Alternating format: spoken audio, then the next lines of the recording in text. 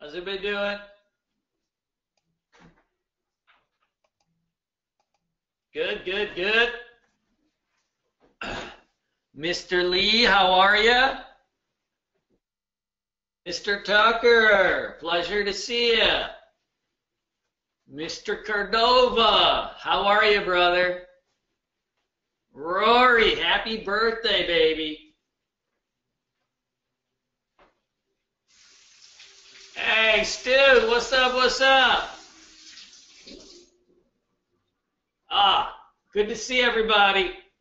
Hope everybody's weeks are going well, and we got a lot of stuff to do. I'm sure you guys are staying pretty busy. Well, let's go into the market, and then we'll dig into these trades and do what we did.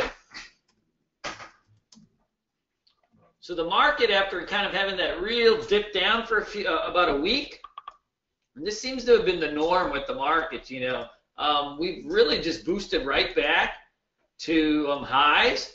So, the market's basically, it may chill for a day or two, but it looks like it's going to break out, right? It's got just a big 1 month long flag.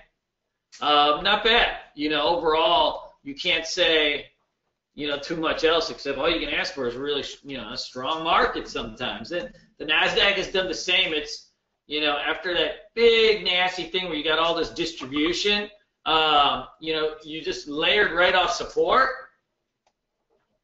And now, it's making a run, and it's up a lot. You can see here it's fairly overbought now, 94 stochastics, but the strength is not really giving back right now. It's just kind of cruising up. So you probably see this 142 in the next couple days or so. You still got some room till you get to the Bollinger Band. That kind of signals sometimes where the snapbacks can come. But overall, bullish. I mean, any pullbacks in the QQQs, that's your NASDAQ, down over here is looks like a buying opportunity at this point. Frankly, the market's been acting pretty good. So what can you do? The day, so there was some decent action today. So the first trade I took was on this Target. So I didn't on it, but my thesis behind this trade was, Target kind of gapped up, and it just kind of gapped up into all this resistance over here. And so, my thinking was to actually short this thing because these retail stocks that have been gapping, they've been giving back the gaps really pretty much all the time. It didn't do that today, but so I ended up shorting. So as this thing spiked up, I shorted some in anticipation of the gap fading down, and it broke under the VWAP, and I covered some basically at the 9 EMA. I had 400 shares, and I added 200. When it held the 9 EMA and this gap didn't fill, I realized that this thing was probably going to be just hold. So, I had to cover and kind of get out. So I only made 80 bucks on it. It wasn't really there. The setup wasn't there. A lot of these retails, the thesis was that every time I've seen a retail stock gap up recently, it's died down. It's just given back the whole gap. So that was my thesis behind it. But really, I controlled my risk on it. Once I realized it wasn't happening and it held support, good, I got out. And same type of deal with YNDX. This one I actually, this one I suspected was going to fill the gap on this one too. And so, when it busted below the first candle, I shorted this thing, thinking that we have a lot of room to this 9 EMA before it pulls back since it in ORB. And it was cruising down, and it did not give me the gap fill. I ended up covering it once it got down to 31.30, and it started busting back, and so I ended up covering it for basically scratch. It was a flat trade. I mean, 48 bucks is a flat trade, 10 cents here or there. And it just ended up kind of staying around today. And then we had some trades. So I took two flag patterns in AAOI and Light. So AAOI was a good one. So this stock gapped up on earnings. And so I had 2 plays on this, 3 plays on this. So after the stock gapped up and it pulled back to the 9, when it broke over VWAP, I added 300 shares of this, and I sold off half into this spike right here. And I took like $1, so 77, 77.20. I sold off half, and then I kept half. And as it tapped back to the VWAP and it was hanging out, my thinking was that it was going to break out. So I re-added here, and I got this big candle here, and it ended up being like a $2 candle. So I get stopped out once it broke back under the VWAP, and whatever. So I gave, I ended up giving back these profits on this one. But as it started to round here, and the flag started to form, I hit the flag, 500 shares, sold off half into the spike, and then I just scaled out the rest of it into the spike as it was getting a little bit extended. I kept the partial of it, and as it started to flag out a little bit more, I re-added a couple hundred, and it kind of just grinded up, and I just sold for a little bit of profits here. There wasn't much there. Overall, though, it was an okay trade. It was $600. I mean, I gave back 300 or 400 on this. Yeah, I could have had a $1,000 trade on this, but that's the nature of the beast. What I've known about the stocks that I trade well, I tend to hit them a few times during the day. The first flag, the first pullback, I kind of build into a bigger trade. While this AAY was going, Light is like a sympathy play to AOI. It's in the same sector. It runs at the same time. And Light did the same thing. You can see its daily chart is just amazing, right? And you had this like little consolidation right above your moving averages. So as it gapped up, it pulled back, and it started ramping hard. You can see a 60-50 to 63. I missed that one, but as you flagged here with your 9 EMA coming right up under it, I hit this flag break, 600 shares, stop goes under the 9, and I scaled out, I had 600, I scaled out 200 of it into the spike. And then as this thing came back and started to flag again, I re-hit this bad boy here. I got 64.20s, and then same thing, I had 600 shares. I scaled out into this. I kept a couple hundred of it, and as it started to reverse trend here and it kind of broke under its EMAs, I ended up selling out as I figured it midday it was going to kind of tap, midday afternoon it was going to come back and tap to the VWAP. And that's what I ended up doing. But overall, just one flag, two flag, and then you got to sell off here. I sold off most of it here because you're at just the daily highs. You're at a little bit of resistance on the daily chart. And, there was probably, I could have maybe been a little bit heavier. I was in 600 shares most of the time, but a decent gain, 667. Overall a good solid trade. And then I made 728 on NVIDIA. And that was a really, really simple pattern. So NVIDIA had this big spike at the open, and it finally broke the top of its upper Bollinger Band. I don't know why these stochastics keep disappearing on this. Hold on. There we go. So you can see like your stochastics are really, really high on this. Hit the top of the Bollinger Band. That to me is signals rubber band short. And so, I want to definitely be on the lookout for potential short. And so this thing spiked up, and then it had this kind of big flush down here. I didn't really see a short entry, and then you could see here like it was making lower highs. And now as it's starting to break down, averages are curling right on top of this thing. So as this thing broke, as it broke support and low of days, basically, I took a short with the stop above the EMAs. And it popped down, and then it went sideways, and then boom, flush. And essentially, it was just I had 300 shares of this, and it had just a really, really nice flush. So for me, look, you don't know really when these things really start to drop. You don't really know how deep they can go because the market's just so strong.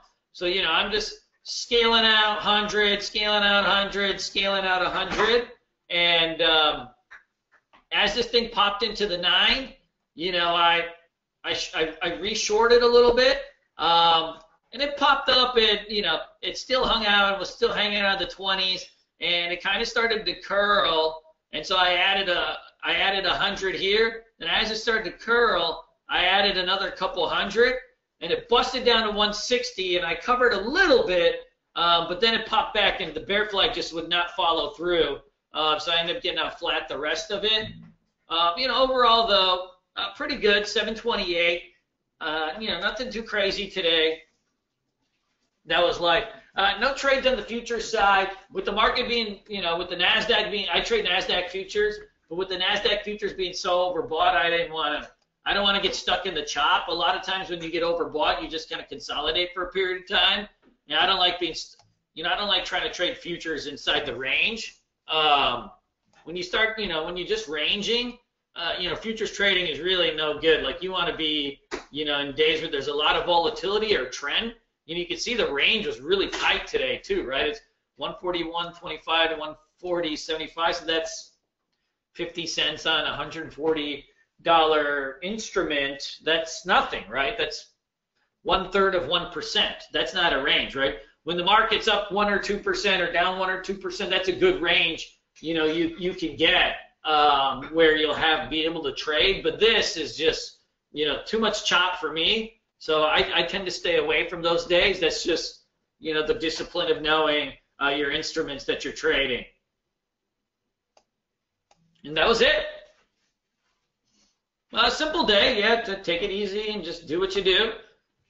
And look, there's always things you can do better. You know, obviously you can hold things for a little bit longer. Like, you know, I mean, in hindsight, right, this is, you know, a $5 move. I probably should have netted more money, right? Because even 500, 600 shares, and it moves $5, that's a couple $1,000.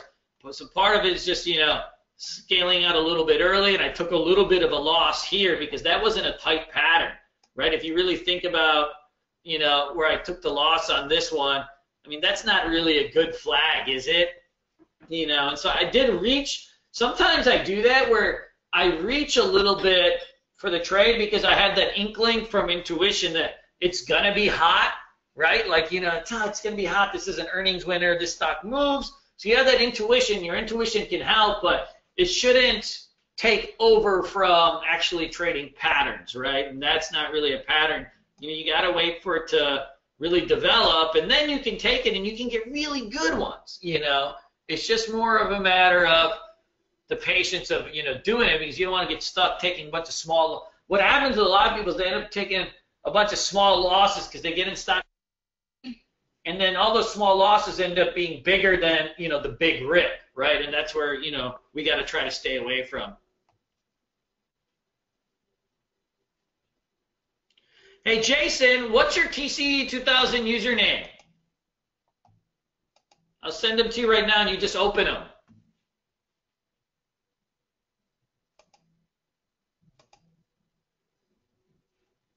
Yeah, I folded each one of these files. You just open, and then you save it, and you'll have it, all the layouts and everything.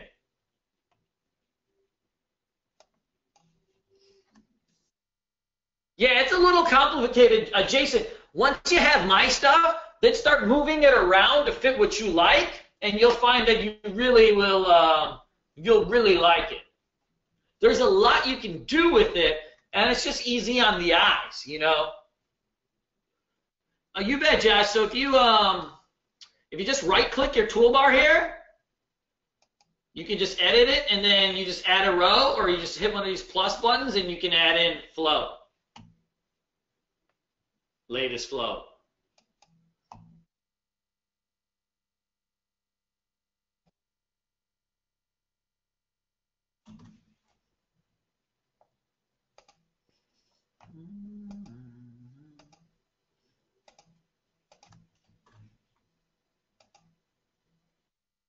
That's your nickname, not the email address. Let me try this. That might be it. Boom. I think you got it. Jason, check. And Monica, send me your usernames. I don't see it. I don't know if I see it here.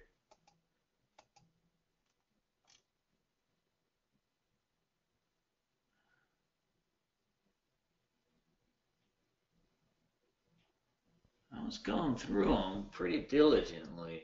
I didn't see a message on your. Send me the username. I'll send it to you right now.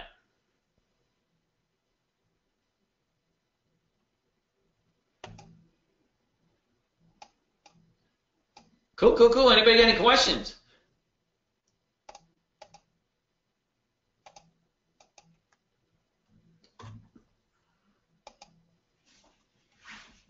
NRG. Oh, I thought NRG was like a LOL type of thing. It's a ticker. I thought I said something. You're like, yeah. Oh fuck. Oh, I just sent it to you. Monica, I didn't know that was you. I just sent it. Yeah, just open up each one individually and then save them and then open the layouts. Yeah, this is a nice runner here. I mean, you already had 2 big updates, so now you got to really let this thing pull back.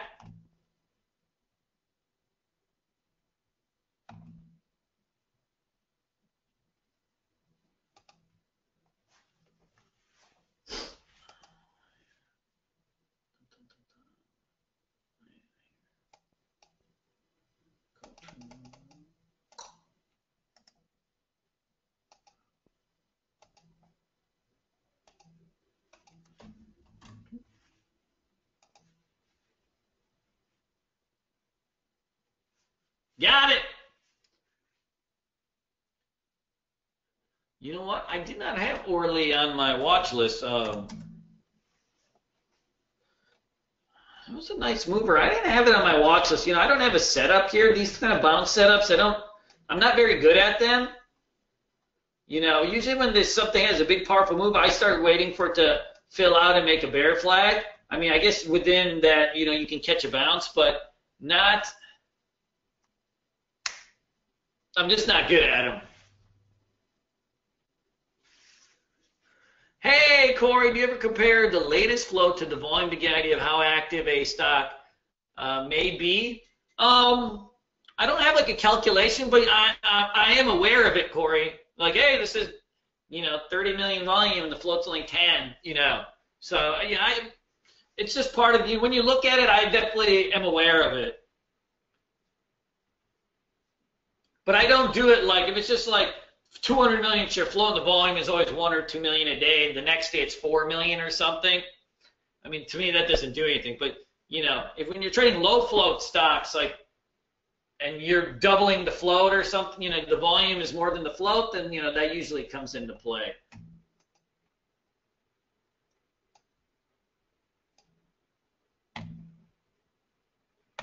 Ooh, Mr. Umar, good job. Yeah, you know, this one's already going to be a swing. I would anticipate this thing to get to 74, 75 in the next few days.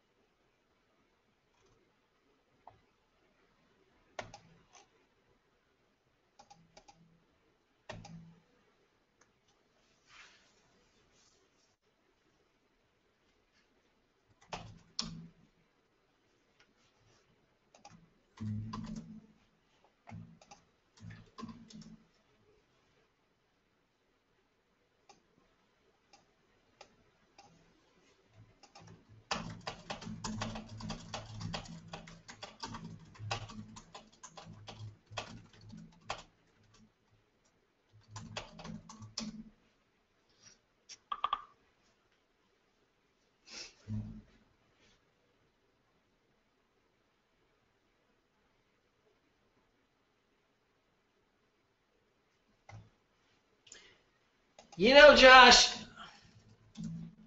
when they're kind of like these little grinder flags, you know, at that time of day where they're not very tight, they can kind of just go, right? It's not necessarily a flag. It's kind of a flag, but it's also just kind of grinding higher.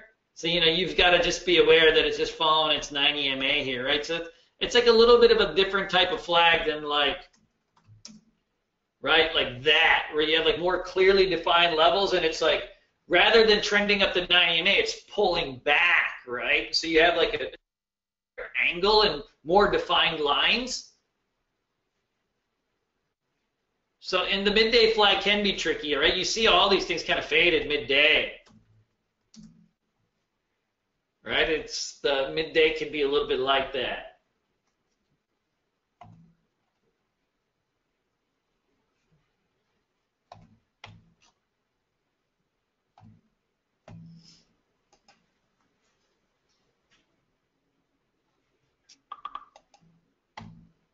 Yeah, Jason, that may not be your username. You know, you may check and make sure it's Mr. J Wright 2001. See if that's actually your username, like what you signed. Everybody's got a username. Like mine's, it's not your email. Like mine's Kadal00. I sent it to Mr. J Wright 2001, so it should be in there, unless that's not your username. Actually, Jason, why don't you go open yours? Why don't you open yours and just send Canal00 a message and I'll reply back. That way you just have it. Oh yeah, username's the top right corner. So it'd be this. But whatever, just send me a message, I'll just reply back.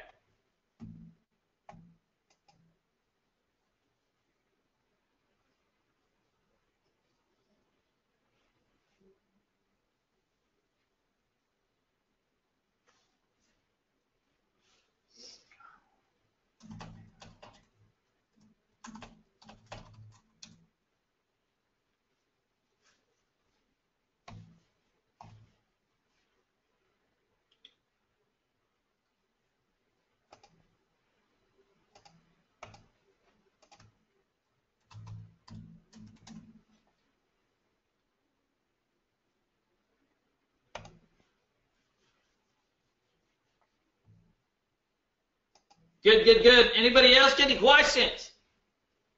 Speak now or forever hold your peace. Guys, tomorrow's Friday. Let's get ready for a big day, for a lot of action. Cool, cool, cool. Anybody else got anything they want to say?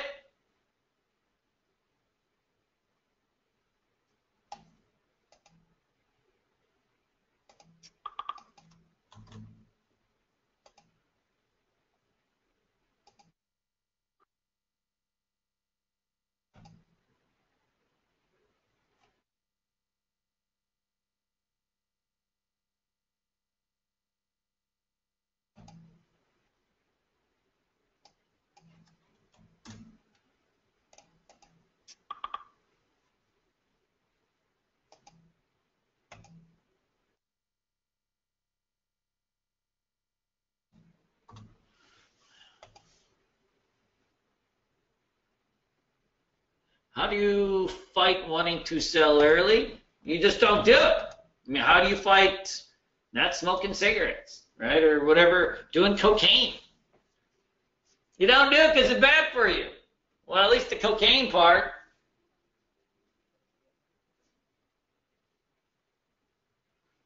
Part of it will just come with practice, but you've got to understand, Stu, that when you sell too early all the time and leave a lot of money on the table, you're like, say you're taking 10 cents for gains on some of your trades, you're never going to take 10-cent losses.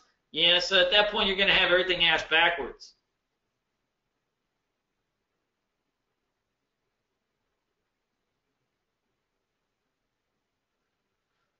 You can always scale out, right? So like how I get rid of the fix of wanting to sell some is that I actually do sell some, right? I just sell half and then I put a stop, raise my stop, and then let the rest kind of develop. And you can always keep raising your stop loss too, right?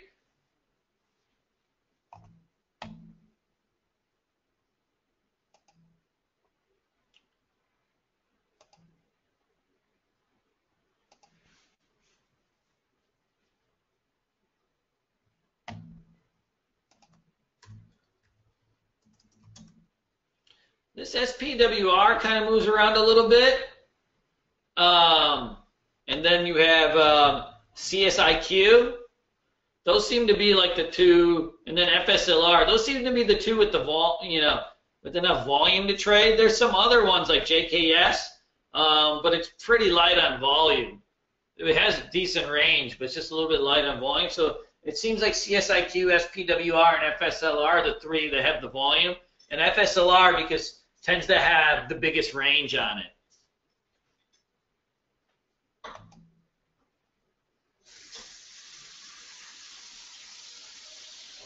You know, there's another one that's a smaller cap stock, VSLR, but it does not trade really that well. You can see these weird blocky candles.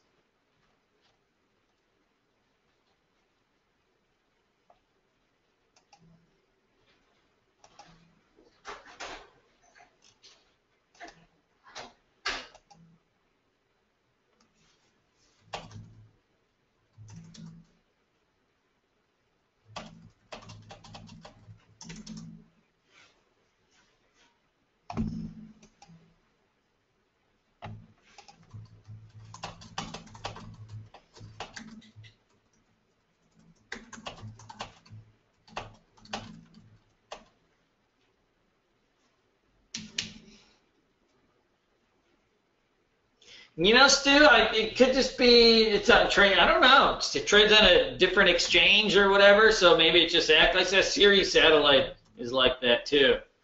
It seems to be there's like certain small cap stocks that have them, but it's like that's untradeable, right? When they're like all blocky like that. So it's like there's either HFTs or algos or something that's kind of ping pong around back and forth. Yeah, they look weird. When I see it.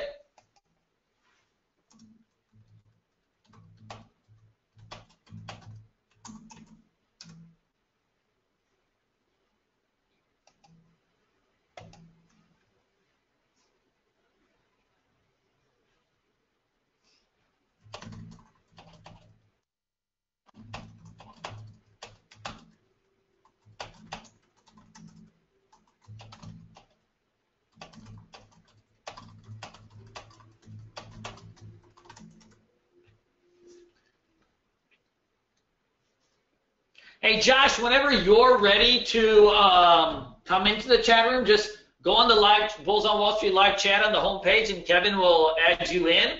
I'm unsure of the amount of months, but there's a handful, and you know, if you need an extra one or two here or there, I'm not really, you know, I'm not going to be a stickler about it.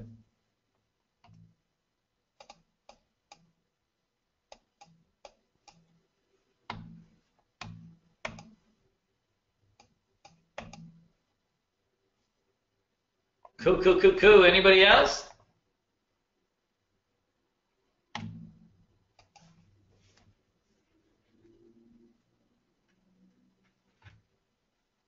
All right. Well, then that's a wrap, folks.